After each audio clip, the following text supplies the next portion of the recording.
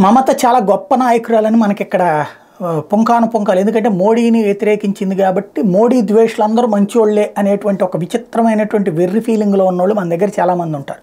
ఆవిడ ఎంత దుర్మార్గురు అంటే సందేశ్కాళి అనేటువంటి ప్రదేశంలో మహిళల్ని విక్రమార్కుడు సినిమా టైప్లో రోజు రమ్మనమని చెప్పడం, వచ్చి వాళ్ళకి పక్కలలో పడుకోవాలా, పడుకోకపోతే గనక వాళ్ళ భర్తల్ని చంపేస్తారు, నరికేస్తారు, కొట్టేస్తారు, తీవ్రంగా హింసిస్తారు. ఈ ముక్క మనం చెప్పట్లా, అక్కడ మహిళలు బహిరంగంగా వచ్చి చెప్పి ఇక విరక్తి చెంది ఎందుకంటే పక్క ఆ ఇంటి అమ్మాయి కదా మనకేం సంబంధం, పక్క ఊరు అమ్మాయి కదా మనకేం సంబంధం అని వదిలేశారు.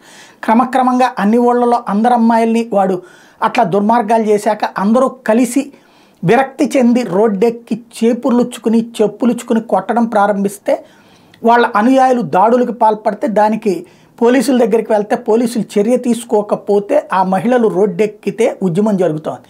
చివరికి అక్కడ వాడు పారిపోయి దాక్కున్నాడు. వాడిని దాచిపెట్టింది టీఎంసీ నాయకురాలైనటువంటి మమతా బెనర్జీనే. అదే విషయాన్ని మహిళలే నిలదీశారు.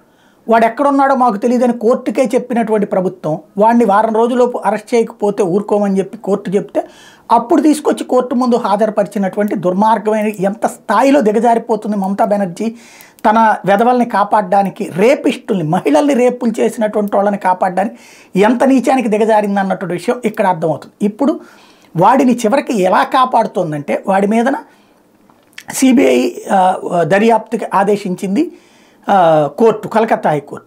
దాని మీద స్టే అడిగితే కుదరదని చెప్పింది. సిబిఐ వాళ్ళు తీసుకోవడానికి వెళ్తే వాళ్ళని పోలీస్ స్టేషన్లో దాచిపెట్టి వాడిని పోలీస్ స్టేషన్లో నుంచి సిబిఐకి ఇవ్వాల.